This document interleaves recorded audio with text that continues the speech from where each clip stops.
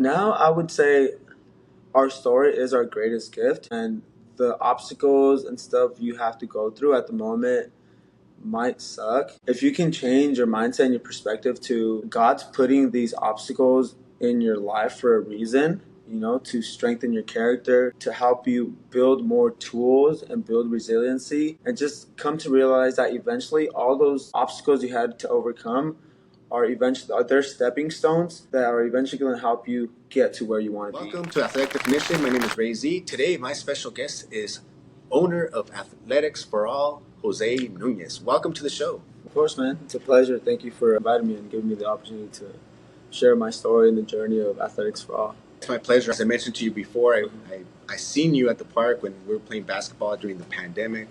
Yeah. Didn't really know who you were or anything. I just saw you training with a bunch of people. And I didn't even know you were the trainer. I just saw people gathering. Later on, I had the opportunity to meet you through the mutual running groups here in the city of Azusa. Yeah. I came across one of your Instagram reels telling your story, and I just thought that was very fascinating. Mm-hmm. The reason I created this show is to tell people stories. To me, that's what can motivate you. Yeah. And hearing someone else go through that experience can definitely just change your perspective or make you believe that you can overcome it. Yeah. So I like to always start off when you were young, were you always playing outside, or did you grow up in the video game era, just on the Xbox, PlayStation? I was born in Mexico. I came to the U.S. when I was 5. I'm very grateful for my upbringing. I grew up in an apartment, so it was me and my brother and my sister, and our neighbors, it was the same. They had 3 siblings. So they had 2 brothers and a sister, 2 brothers and sisters. And all of us, me and my brother, we were all the same. I got introduced to football. I played soccer my whole life because my dad wanted to play soccer. And then I saw my uncle playing football. He was in high school. And then I would go watch him play. And it inspired me to play. That's when I got introduced to sports, to football, fitness. And growing up, I was always very shy and timid, just because of that language barrier. But like I said, literally sports changed my life. It gave me a purpose. 25 years later, I'm using fitness and the power of community to bring fitness and health, and using that as a tool to inspire people's lives here in Azusa and everywhere else. At what age did you start playing football? It was a 6th and 7th grade. I remember I was overweight, because then for junior All-American, the Raiders, you have to weigh, I think it was like 130. I was like 142, 145. It sucked. I remember they told me I was overweight. I had to lose 10 pounds in a week. Wow. Yeah. So the coach literally said, all right, just put a bag on, and then all you're going to do is run around Memorial Park, and then once you lose the weight, you'll be ready to play. And I remember, no joke, running the whole practice around and around. And what motivated me was seeing my teammates practicing, but I couldn't because I was too overweight, which is dumb, overweight. It's like, what? So I ran and I lost the weight in a week. Now that I look at it, I'm like, oh, wow, like I was so determined at that age to just run because I wanted to play so bad. I'm not sure if that's the healthiest thing to do. It's not. The perspective that you see it, what motivated you is you saw it a different way, which is interesting. I think a lot of people would just be discouraged and I'm not even going to do it. For sure. It's not even worth it, and quit. From that point on, you fell in love with football. Did you just keep playing it into high school? I started as a lineman. So they put me left guard. And then my 8th grade year, we needed a quarterback. So I was like, I'll try out. And then I tried out, and I happened to just be, I guess, the best one that tried out. Then I played quarterback and linebacker 8th grade year at the Raiders my last year. And then from there, I stuck to those positions the rest. I just fell in love with it. It was so much fun. And then once I fell in love with it, I told my mom and dad, and I made a promise to myself, to God, and I was like, I really think I could get a scholarship for this. And this is going to be my way to pay my parents back for bringing us here to the U.S. and giving us the opportunity for a better life, That's very mature to be thinking that way. Yeah, I mean, I think it's because I'm the oldest out of all my cousins. I feel like there's always, not an obligation, or pressure. Is just, I don't know, sometimes you just put that responsibility into your own hands. I wouldn't say some people are born with it. It's just, I don't know. There's no way to explain it. I just had that extra weight on me that I had to lead by example because I am the oldest and I have all my little cousins watching. Now, did you just play football? Did you dedicate, or did you also play other sports? Oh, I played all the sports. So I grew up playing soccer. My favorite sport to play is basketball. Wow. Okay. Yeah, basketball is so much fun. Anyone can play a pickup game. Football, it takes more organizing and stuff like that. I stuck with football because that's what I was best at. I was better at linebacker than I was at quarterback. Really? Okay. Yeah. Do you prefer to play offense or defense? Offense, I actually like receiver the most. But we needed a quarterback, so I played quarterback. You gotta throw it to yourself. No, I wish. I was better at linebacker for sure, and I had better possibility at linebacker. Even though I wasn't the biggest, I was only a buck 85 when I played at Citrus College. All the other linebackers were like 6'3", 250. That honestly doesn't matter. I didn't get discouraged. I was always one of the smallest ones, and I did great. I excelled. Yeah. I wanted to get into, after the Azusa Raiders, you went to high school. Did you start right away? Or? Yeah, I started because I played flag football at Foothill Middle School, which is right here down the street. And I played quarterback and linebacker right there as well. I knew going to my freshman year I was going to play quarterback, linebacker, and I stuck to those. Yeah, so I played freshman, then I played JV 10th grade, and then 11th and 12th grade I started as linebacker, and then my senior year I started at quarterback. I was quarterback, kicker, and linebacker my senior year in high school. How did those seasons go? It was fun. I had a blast. I mean, our junior year we made it to semis and we lost, but it was the cool thing about it. There was a big group of us from Azusa Raiders who stuck together, and we played all 4 years of high school together. Very nice. So it was nice to have known them for 8 years. So we already knew each other, and it was a special. I think that's what made us so good. And prior to that, I don't think Azusa High had made it that far in quite some time. I'm not sure. Yeah, I honestly don't know. Okay. I would just play. I had no clue what's going on. Our senior year, we went undefeated, but I didn't like the fact that happened because we were beating everyone by so much that we only played half the game. And then we would sit out for third and fourth quarter because they didn't want us to get hurt. I got frustrated. I was mad. I'm like, dude, what's the point of us doing all this work to start and yet we're only playing 1 or 2 quarters? And then when it came to CIF, we weren't used to playing a whole game. And I knew that was going to happen. Yeah, well, I think we lost our first game. Yeah. Okay. Yeah, we were doing good first half, and then it was fun. I mean, I hated sitting in the sideline. So I was a kicker, I was the quarterback, and the linebacker. Just to be in the action, basically? Yeah, and it's rare to play linebacker and be the starting quarterback. Most coaches wouldn't allow that because you had to protect your quarterback and stuff like that, but it was fun. I had a blast. At what point did you start thinking, I want to go to college and play football? I would say probably my junior year and senior year. I was very self-driven. I would go to the parks. I didn't even have a phone at that point, and I remember I would go on YouTube, write down all the drills and stuff and workouts on a little notebook, and then I would go to the park by myself and just practice the drills. I was really inspired by Ray Lewis. Okay. He's kind of the one who inspired me to play linebacker, and that's why I started playing that position. Football coach my junior year, Coach Sherv, he told me, he's like, Jose, you're really good, but you need to start lifting weights. Or else, if you go to college, you're going to get tossed around. I hated lifting weights. I hated it. I was all about speed and agility, because that's what you kind of need, but you do need strength, especially when you go to the next level. Then later, my junior year and senior year, that's when I actually started working out, because I had to put on weight to go to Citrus. He told me I was pretty good. And I just wanted to get a scholarship. I felt like that was my only way. Because, I mean, my grades were decent. I had like 3.8. But I wasn't an AP student. I was too focused on football. You were trying to get a scholarship because of your immigration status. You weren't able to? I mean, it's crazy because I knew I was born in Mexico, but I didn't know the impact it would have on my life. I didn't really know what being undocumented, being an immigrant really meant till I graduated high school. I remember we were at an Avid. Do you know what Avid is? No. It's pretty much a program that they help you get prepared for college. So they help you with tutorial groups, go now notes, with financial aid, applying for colleges and stuff like that. And we were applying for financial aid, and they asked for the social security number during the process, the application. So I called my mom, and I told her, hey, mom, necesito mi... We can speak Spanish, right? Yeah. Necesito mi seguro social. I need my social security number. And she's like, oh, mijo, you don't have one. I was like, all right. So I just told my teacher, like, hey, I don't have a social security. She's like, what do you mean? I was like, I don't know. I don't have a social security. I was born in Mexico. She's like, oh, okay. We'll see what we can do. And then she eventually told me, your best bet is just to go to a community college.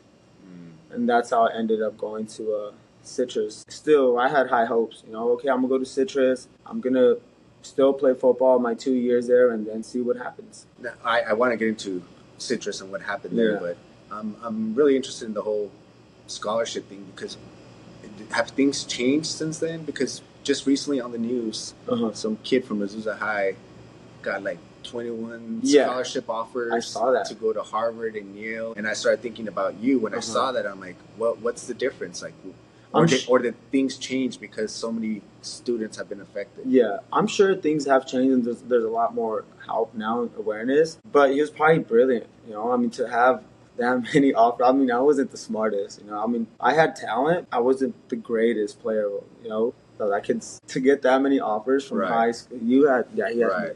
But there is a lot more help now compared to back then. That's how I got DACA. You know, now people who have DACA, which is a deferred action for childhood arrivals. So it's pretty much people, like if your parents brought you from Mexico and you graduated middle school, high school, diploma, and all that stuff. That didn't get passed till I finished my 2 years at Citrus. So either way, I missed it. You know, it was heartbreaking. It was heartbreaking when you dedicate 8-9 years to this goal, your craft, and yet something that's out of your control just comes and just takes everything you worked for and just takes it away, destroys it. Yeah, I was heartbroken. I was mad, confused, like, why me? Why did this have to happen? Did you think about quitting and not going and playing at junior level? No, well, I think that's what kept my hope. You know, that's why I had faith in. It's like, okay, I'm going to play 2 more years and maybe something would happen. You know, maybe they'll pass this law or whatever and maybe I'll be able to get a scholarship. I'm not going to stop. And I did good. I started both years at Citrus. I had good numbers and I remember a lot of my teammates getting offers and stuff like that, and I didn't, just because a lot of times the schools that offer full rides and scholarships are usually out of state, but I can't leave out of state because I didn't even have an ID, I didn't have a social, a work permit, driver's license, anything. You know, you're literally trapped in a box. I couldn't get financial aid, any loans. It wasn't until DACA, which was I think it was 2013 when it passed. I'm not sure. It got passed after I had finished my 2 years at Citrus. Yeah, that's stuff. I actually had a couple people, former guests on here that were part of the DACA program. Yeah. But so I'm aware of it. I just know that, you know, with the laws and government, if they take it away, bring it back, and things like that.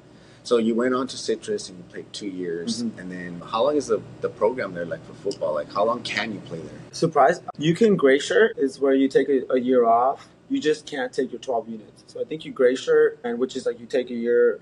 You're like a part-time student, but you take that year to get stronger, faster, stuff like that, but you don't go full-time. And then you play your freshman and sophomore year. You know, so it's like a year, like a development year. Got it. And they didn't let me gray shirt. They wanted me to play. Imagine if I would gray shirt though. Now that I think about it, my second year I would have probably had DACA and stuff like that. Oh yeah, that's true. Yeah. And then so no scholarship offers. What was your thought process at that time? It's crazy because I saw some of the people were like, I started, so I was hoping I would get something. I didn't get nothing, and I would see other players getting offers, and then that's when I kind of realized, okay, I know what's going on. You know, it's my situation. Because I remember, I think I had one coach call me. I told him my situation, and he's like, oh, okay, we'll see what we can do. And I never heard back from him. So that's when it kind of just clicked. It made me realize, all right, maybe this isn't the path for me. I learned a lot through it. Like I said, for like a year or two, I was pretty heartbroken because that is your identity. People don't realize when you play football or a sport for such a long time, that is your identity. And when I stopped, I was so embarrassed of my situation that I was telling people, oh, I didn't want to play anymore. I got tired of it. I got bored.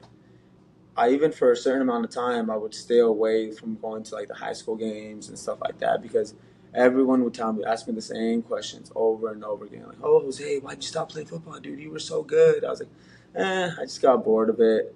Not knowing that deep inside I was hurting, you know, like mad because I couldn't because of my situation. Yeah, but I mean, God has a plan and things happen for a reason. They really do. Because, I mean, look at now, you know, the journey's been long and I remained faithful. I had strong support with my family and I just kept learning and doing your best and everything. You really try. Then, did you graduate from Citrus? Yeah. Okay. Yeah, I got like 4 AAs. Nice. My counselor was like, "Oh, if you take this class, you can get an AA on this and this." But then that bit me in the butt when I went to Cal State LA. Okay, so you went to Cal State LA after? Yeah, because after I got DACA, I was able to go to Cal State LA, and I got financial aid for 2 semesters. And then for my third one, they said, "Oh, you took too many units at." So when I was going to Cal State LA, I was happy. I was like, "Dude, I get to go to Cal State LA. I'm getting financial aid." I was getting straight A's. I mean, think about it. It's like a reset button to your life, another chance. And then I went for my third semester. I was trying to fill out my classes, and it wouldn't let me. So I went to the counselor, and they said something where I took too many units at Citrus, where like I don't qualify for financial aid anymore, and because of my situation. And I remember when the counselor told me that, I was with her in the office. Dude, I was so pissed. I was so mad. Where I remember just walking to the bathroom and just literally looking at myself in the mirror, and I just started crying. It's like, dude, like this thing just keeps getting in the way over and over again. I still remember that same day I was sitting in my algebra class, sitting there, I'm like, dude, like, what am I even doing here? What am I doing here? I can easily be helping people with fitness and their health and help transform so many lives. Because I was already at Triad Fitness, which is here in Glendora. I was already a trainer there, so I was going at Triad, Cal State LA, going back and just training and going to school. I would take the metro there, and I remember I was sitting there. I was like, dude, I'm sitting here learning about algebra, which I don't even need, when I can be out there transforming so many lives. And I remember texting my brother and sister. I was like, hey, listen, I'm probably going to drop out of school. I just don't know how to tell my parents. Because, I mean, parents, that's what they want. That's all they kind of know. It's like, come here to the U.S., kids, do whatever you have to do for your kids to graduate from school and get a good job. I remember I told them, like, dude, I'm going to tell my mom and dad. I put them in the group text to my brother and sister. I'm going to put them in, I'm going to tell my mom and dad that I can't go to school. I can't get financial aid. So what's the point? I'm not going to get loans and just go in debt. She's like, I told them, I'm just going to go all in on personal training. And when you're at your lowest, you're your most vulnerable. But I remember my brother and my sister texted me. They're like, Paquito. They call me Paquito because they call my dad Paco. They're like, Paquito, think about it. I mean, everything you've ever done, you've been great at.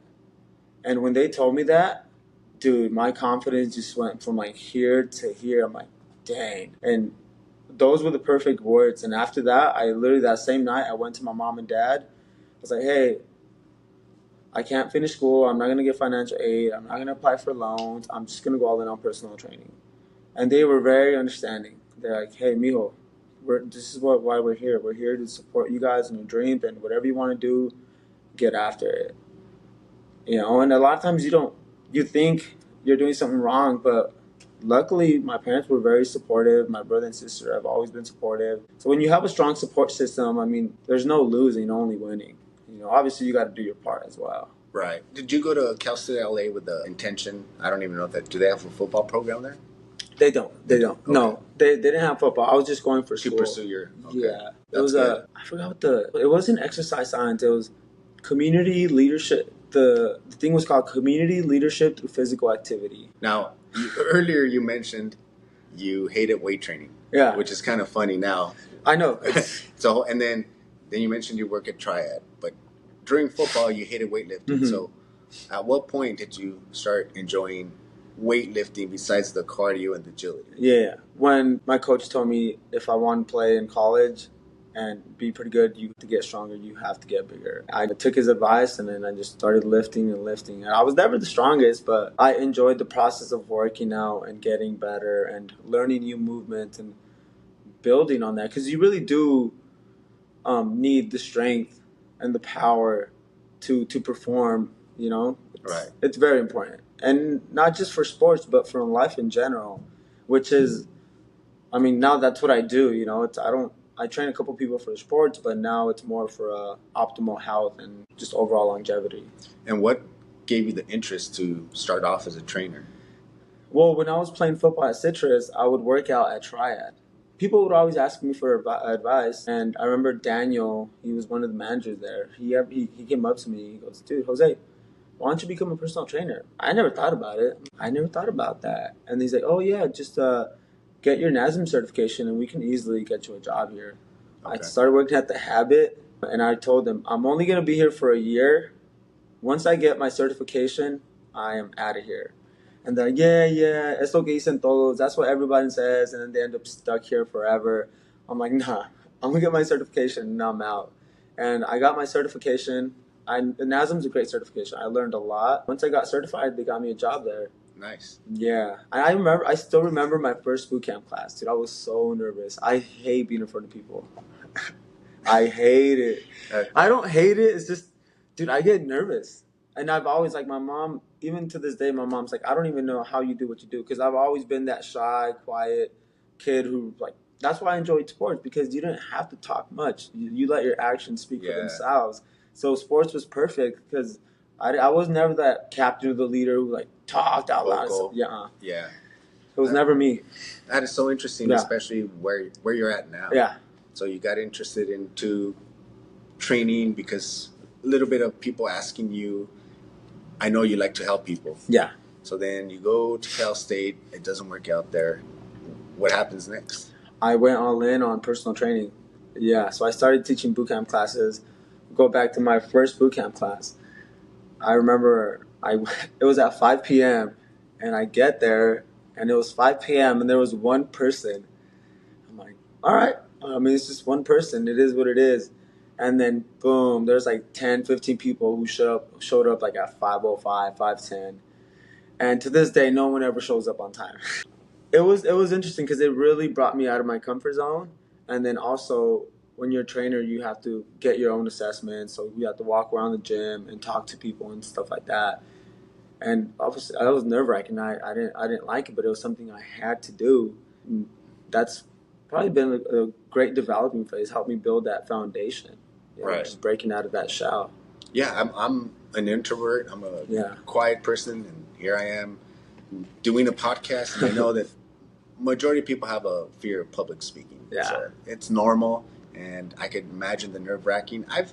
I've taught a couple classes, but like teenagers, just once in a while when the trainer didn't show up, but not where I'm doing it repeatedly. I could imagine that'd be nerve-wracking as well. You're training there, and then you get your certification. Being at Triad was the perfect place for me to start because I was able to teach. I was teaching like 10 boot camp classes a week. And then I was doing my private group training and one-on-ones. I met so many cool people. But the cool thing was, I remember the class was called boot camp. And I remember I went up to the owner and I asked him, hey, can I change the name boot camp that says on the schedule to Athletics for All? He's like, why do you want to do that? And I said, because boot camp is very intimidating for some people, especially the older they get. It's more military based, like burpees. It's like rah rah rah. And it's like, I'm not that type of coach. I'm not the evil, like mean coach screaming all the time. Can I change it to Athletics for All? He's like, yeah, go ahead. So once I changed it, boom, people from all ages started coming in because a lot of it is marketing, and Athletics for All is the name itself. Less intimidating. Exactly, and it welcomes all walks of life.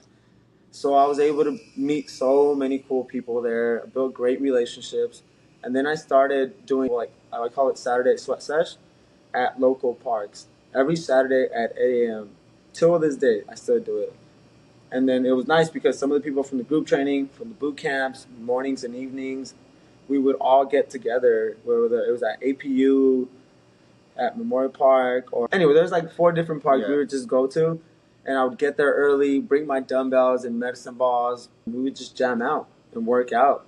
And then after that, we would go have breakfast, go get some coffee, and just hang out. So I was seeing these people all the time, 6, 7 times a week.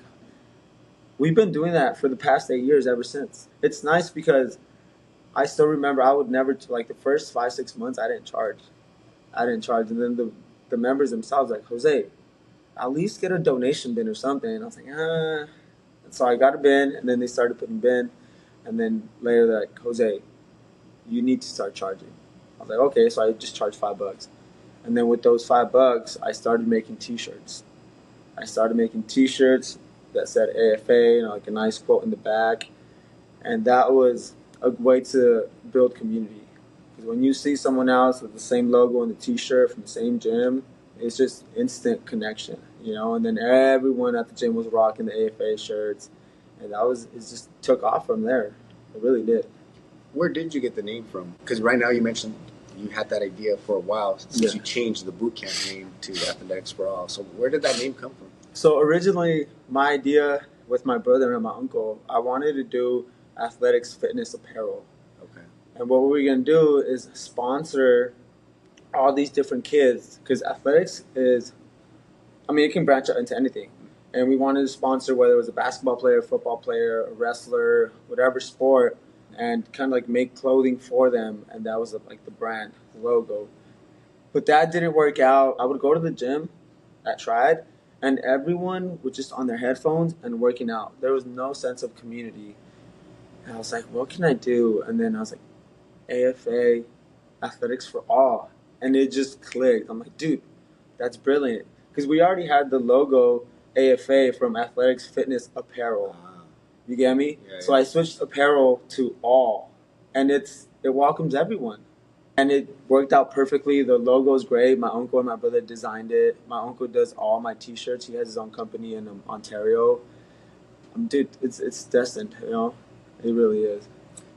So now you own a gym here in the city of Azusa. Yeah. And how did that happen from the T-shirts? So while I was at Triad, the pandemic hit. And I remember when the pandemic hit, I'm like, dude, what am I supposed to do? So I was texting all the members of AFA the workouts for like a week or two. I'm like, this is not efficient. What can I do? So I called one of my buddies. He owns a gym in Arcadia, CrossFit Reason, my friend Eric. Mm-hmm. He's like, Jose, check out Zoom. So he taught me how to schedule like appointments for Zoom and stuff like that. So I still kept my group training classes via Zoom. So I told them all, hey, we're going to have 6:30 a.m., 9 a.m., 5:30, 6:30, 7:30 p.m. Tuesdays, I think it was Monday, Wednesdays, and Thursdays or something like that. All you need is a dumbbell. Get a pair of dumbbells and a yoga mat. Boom. It worked. They got some dumbbells. I would set up my table in my driveway and just kind of show them the movements to warm up. They would do it. I was like watching them through the screen. I'm like, Lupita, this and that, or Dennis, whoever it was, just like fixing their form, watching them through the laptop. And we did that all throughout the pandemic. And then I also invested in a program where I was able to build my own app. Oh, nice. Yeah, so I was able to, it was, dude, I started recording myself doing all these different exercises because I had to upload them to put on the library and stuff in my driveway. So like I still have it now, but I'm like, dude, I have to record them again here and make it legit, you know? So then I started doing that, and through the app, I started doing 30-day transformation challenges. I was doing the Zoom, and then I was doing the 30-day transformation challenge, which was cool because I would literally record myself doing the whole workout. So we would warm up, and I was doing every single workout and movement with them. And it was nice because I was getting my workout in, it was recorded, and it wasn't just like a 5-second video of the movement, and then they do it. I was legit doing the whole workout. So it makes them feel like I'm right there with them. And it went great. At one point, I got like 100 people doing one of the challenges. I'm like, whoa, like this is fun, you know? And I was loving it. But then eventually, after 2 years, things started going back to normal. And I love being around people, like the community aspect and being with them when they're working out. So I went to 212 in Covina. They focus more on softball and baseball and more like younger kids. And they let me start training there twice a week, my people. But I was only able to train there twice, which was not efficient, you know. There's no way I can grow. Right.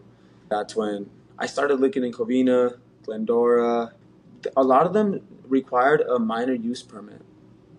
And what that is a permit that you pay. It's just like $4 or $5 grand just for the city to see if the space qualifies to be used as gym space. Wow. It's not even a for sure. It's for like architecture and all these different things. I'm like, what? There's no way I'm going to pay $4 or $5 grand just to see if. And then that's when my mom told me, why don't you look in Azusa? You grew up in Azusa your whole life. For some reason, I thought Azusa was going to be expensive. I'm like, I don't know. And then I looked, and this spot and the barbershop, these two spots were available. And it's right in the corner. It's in downtown Azusa. I was going to go with that spot, just to take the safe way out. You know, I think it's a smaller, which means rent would be less. And I remember I was in there and I was thinking to myself, but then this might end up being a problem again, because what if obviously I'm gonna get more members and it's gonna go back to being packed again, and that's not good. It's not ideal. So I just took the risk. You know, I took the risk on getting this space, which is great. It has 2 doors. It has the windows. Ever since then, it's been a blessing. So how long has your gym been open for? A year and 6 months. A year and 6 months. Yeah, this used to be a wake building. Dude, I remember that. It was destroyed. It was like pink, purple, and white. It was a mess. I think that's good for other people to hear. You dedicate yourself to something, and maybe it's just not meant to be. Yeah. But that doesn't mean that you can't have a good life and enjoy it and still be happy. Yeah. And that you were willing to explore other options, and now you're a gym owner, giving back to the community. As far as competing, I know you did LA Marathon last year. Yeah. I didn't compete. I just signed up for fun. Well, when I say like a race, as a gym or at a regular gym, you could just go and work out, and that's fine. So anything that you go and sign up for is a little bit of a competition, even within yourself. So I get you. You could just be happy, content, not want to do anything extra, but you're always doing stuff with your team. Yeah. You guys are doing Spartans, or you sign up for LA Marathon. Yeah. Is it the competition from football that kind of still gets you to want to do that type of stuff? Or I think it's the thrill of, like, I did an LA Marathon. For me, it's more of a doing it with them, you know, and just seeing them like start to believe in themselves, and then just signing up for all these races and seeing them grow and doing them, and I'm right there with them. And when I do the races with them, with the members, like, I don't care about trying to PR or anything. I genuinely love like watching them, recording them, because I mean, signing up for any race is not easy, you know. And after I did the LA Marathon, that's when we just started signing up for more things. We did one Spartan. There's like 8 of us, and it was so much fun. Like, we had a great time because we were just hanging out with each other, helping each other do the obstacles.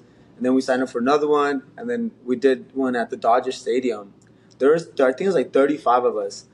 I made some shirts, and we all did the Dodger Stadium as a sprint.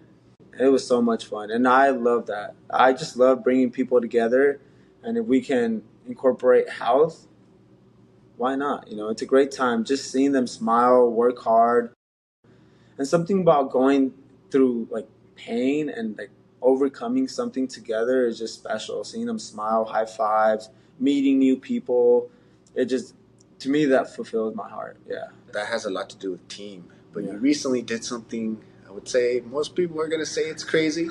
You signed up for a 100-mile race. Yeah. And this would be your first 100-mile race, and really you just have one marathon. That's it. As experience, which is awesome. Like, great experiences, great life stories that you can tell people later on. Come out of some crazy win. What was your motivation for that?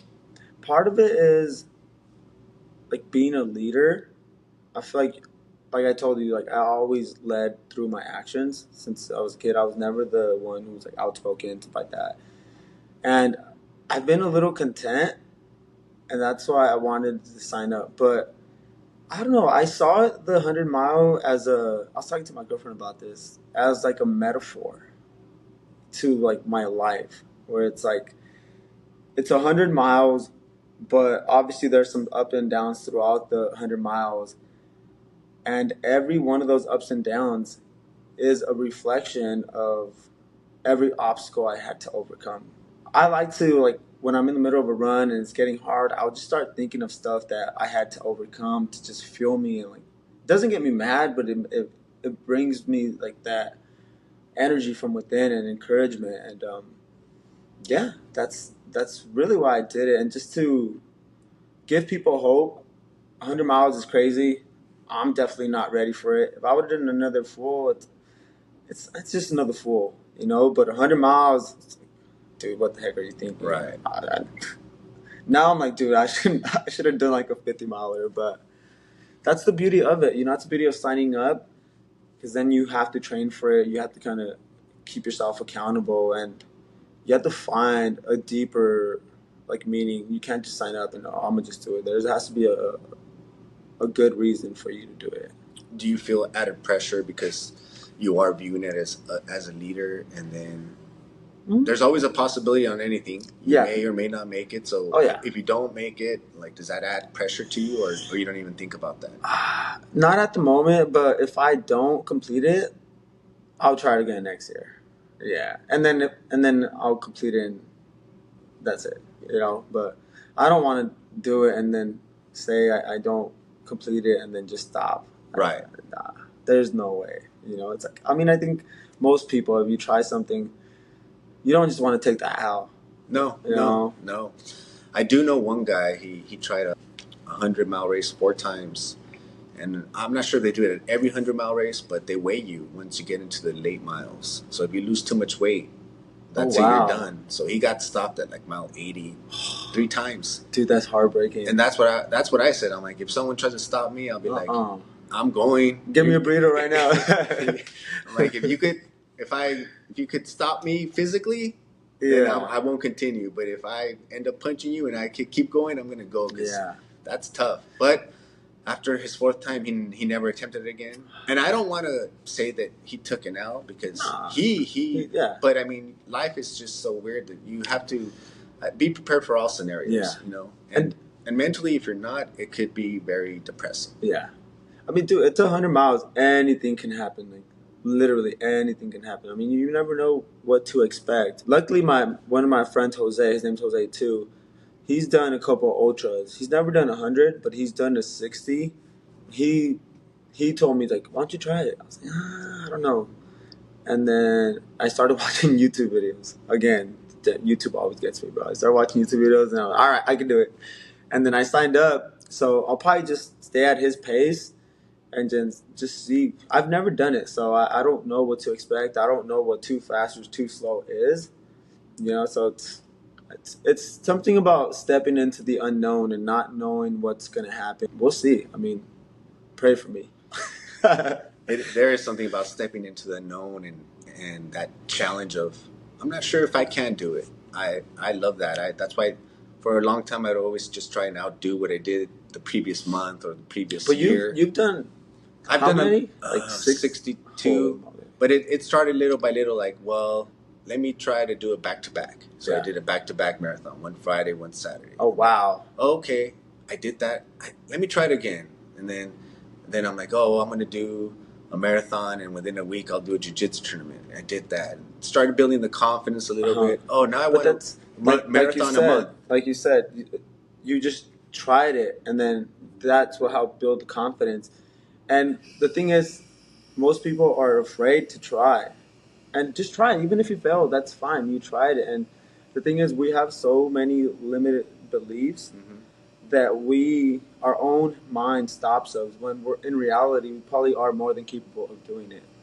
Yeah. And then the perspective, especially if things are going bad. Earlier you mentioned that you were feeling down, but your brother and sister said the right words. Well, other people see you differently, even though you may be like, oh man, I got nothing going on, but other people are like, man, everything you do, you're doing it to your full ability. And perspective, sometimes it's good to hear from other people. Oh yeah. Because if you're in that negative space, it may not be the best words for yourself. So 100 miles, I know that's so daunting, and I think it's in October. Yeah. So you should never really jump ahead. You got a dream, you got 100 miles. What's next for you? Do you have any other big goals and aspirations? As gym-wise or like gym-wise, do you want to franchise? Are you happy with one gym? I'm happy where I'm at right now, but I would always want to do more. It's like my girlfriend, she teaches yoga. She's a great yoga instructor. Like, we love her, and I would definitely want. I don't even want to share because I feel like someone's gonna take the idea. I swear. Don't share that. I swear. Yeah, you don't have to. But I mean, it's the beauty of it is athletics for all. So like we can do anything. Whether it's for the elderly, for kids, or anyone, any kind of activity that incorporates movement, we can do. I think that's the blessing of the name itself, athletics for all. It encompasses a variety of things. That's fun. That's one of the reasons why I chose the name for my podcast, Athletics Definition, because it goes into so many different things. And I love training yoga and weight training and basketball. I love just being active. Exactly. When it always tells me, "Oh, you stick to a niche and you'll do better. Just only talk about running." I'm like, but that's not me. Yeah.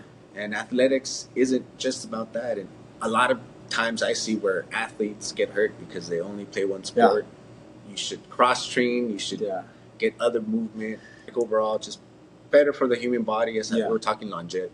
Exactly. And that's what I enjoy because I played football. I played a bunch of different sports. Obviously, we do strength training in sports. I did CrossFit for a bit. I like bodybuilding stuff. So now it's nice because I've been exposed to a lot of those things. And now when I create my programming, I incorporate a little bit of everything, which we do strength training, compound movements first, and then we do, I like to call it strength, sweat, and then sculpt. The strength, we do like the compound movements. Sweat is like we'll do some like high intensity or some sort of endurance. There's different like systems. Throw some weight around, kettlebells, dumbbells, lighter, but more efficient. And then sculpt is more like the isolation stuff. So like biceps, triceps, lateral raises, bridges, like any sort of stuff like that, or mobility. Especially now since I'm running more and stuff for like the knees and ankles, it's only going to benefit the members too. Of course. You know? It's funny. They all say now, Jose, ever since you signed up for that dumb 100-mile race, the workouts got harder. I was like, no, it's just you guys are getting better. And obviously, as they get stronger, faster, in better shape, I have to program it more and more. You know, but the beauty about that I enjoy, that I hold, like I care about Athletics for All is because I really do my best to make the workouts for everyone. You know, so there is modifications for all levels of fitness, and every program should. No, I agree. Yeah. What's a typical? I had the opportunity. Thank you for letting me come take a class. It was a good class. But for people listening, watching, what does a class look like when they come in? Is it the 5 varieties you mentioned earlier right now, or? Yeah. So it's all programmed. So Mondays we do legs. Tuesdays it's some sort of shoulders. Wednesday, so it's like Mondays we'll do back squat, some sort of back squat, and then a conditioning circuit with some like isolation stuff. Tuesdays we'll do presses, shoulder presses, and then Wednesdays, they call it Wicked Wednesday because I incorporate some form of running. So like Wicked Wednesday, so everyone looks forward to Wicked Wednesday. Although I make it a little more challenging, but they still show up. That's some sort of deadlift with some like core and some sort of running or jump rope, you know. And then Thursdays we have some sort of chest, back, and arms, and then Fridays it's more of like hip thrusts, glutes, and stuff like that. So it's all programmed with the fun conditioning circuit. Like sometimes it's a partner workout, like an AMRAP, EMOM, or something, and then some sort of like lateral raises or bicep, triceps, or calf raises with some hamstring curls and stuff like that. So you mentioned you had an app, and there are listeners from all over the world. So do you still have the app? Like, what if someone doesn't live in California? Yeah, that was a cool thing about the pandemic. I had people in Michigan, Texas, Montana, and it was nice because it was through Zoom and through the app. Yeah, I still have it. They're at-home workouts, and I do have 2 members who I do like personal programming for them. Right. Yeah. So you can do personal programming through the app? Yeah, correct. Yeah. Okay. It's not me doing the whole workout with them, but it's like just the 30-second videos of the demonstration. Correct. It's here in person, online, whatever people want. I love it. It's really, I mean, it's all thanks to the members here. They're very welcoming. They're very inspiring. And a lot of them I've known for 8 years. So it's more than, like, we're friends now. They've helped me grow this. You know, they welcome everyone. And it's when you get people to see your vision, like they've been a huge part of the success. They've helped me grow it just as much as I have, you know, and then I will always like thank them. But what helps us is the events we have outside of this, you know, because a lot of times you come in, you work out, and you bounce, you take off. But we do a lot of gatherings, events, a real community. Yeah, outside of this, and it's nice because that's when they truly get to know each other and talk and sit down and see each other outside of their gym clothes. Right. You know? Also, this is what you look like. Yeah, and it's been a blessing. You know, we do it all. We've done volleyball, we do barbecues with kickball, karaoke nights, bowling, movie nights, boxing nights, hiking. A lot of us have been doing races now. It's like that's the beauty of it. You know, like you build so many relationships when you join a gym or some sort of movement or community. Yeah, through working out, I have met people that I'm still talking to years later, and it's something about you mentioned. You know, when you did it as a team. When I know you may not cross together, but you ran the marathon the same when I did. We went through the same challenges. We have a bond already. Yeah. You know. Oh yeah. Or if I'm doing jiu-jitsu and you choke me, now we have a bond. Like I'll see you 5 years later, and like, what's up, man? How you doing? Yeah. That's the beautiful thing about working out. Yeah, it's when I forgot what this quote was. It says, when a group of people who share similar values and goals come together, a movement is born. Perfect definition of athletics for all. We value our health, we value relationships, and we love to have a good time. You know? I'm happy that I got to cross paths with you and get to know you better, especially being from Azusa. Yeah. I'm from Azusa, and I just want to try and inspire people, of course, worldwide, but they always say, start off locally where you are. Start off locally where you are. And I think mine is more through my actions of what I do than anything else, just always trying to stay positive. And I know you've gone through a lot of adversity, so anyone who, and who knows what the laws are exactly now, but anyone who's young, going through the same thing you are, what advice would you give to them? Now, I would say our story is our greatest gift, and the obstacles and stuff you have to go through at the moment might suck. If you can change your mindset and your perspective to God's putting these obstacles in your life for a reason, you know, to strengthen your character, to help you build more tools and build resiliency, and just come to realize that eventually all those obstacles you had to overcome are they're stepping stones that are eventually going to help you get to where you want to be. You know, because sometimes you're, oh, I want to do this, I want to do that, but maybe God knows you're not ready. You know, He knows you're not ready, so He's going to purposely put you through these things, and if you have that perspective to overcome them, eventually you'll get there. You know, and I share my story just to bring hope to others. It's not easy, but if you dedicate yourself, if you're patient and surround yourself with the right people, and you have a vision and you keep learning, things will happen. You know, and I'm a testament of that. Well, thank you so much for coming on today, Jose. I really appreciate it. And if people want to follow you, follow your journey, follow your gym, see your 100-mile preparation, where could they follow you at? They can follow my Instagram. You could probably share it on the thing. Yeah, which is Be The Light. And then they can also follow the gym, which is Athletics for All. You can see all the cool stuff that we do there. And yeah, you can follow my journey to Road to 100 Miles. Yeah, we'll definitely have to do a follow-up, see how that goes. Yeah, maybe after the race or something. That'd be fun. That sounds like a plan right there. Thank you very much. Appreciate it. Thank you so much for this opportunity. No problem. It was a great time.